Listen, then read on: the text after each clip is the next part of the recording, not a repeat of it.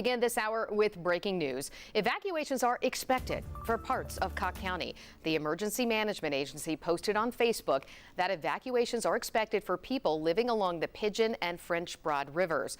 Officials say the best option is to stay with family or friends, but you also can go to an emergency shelter that is now open in the area. It is at the Newport Community Center on Prospect Avenue. We do have a crew in Cocke County this afternoon. We'll be checking in live in just a few minutes.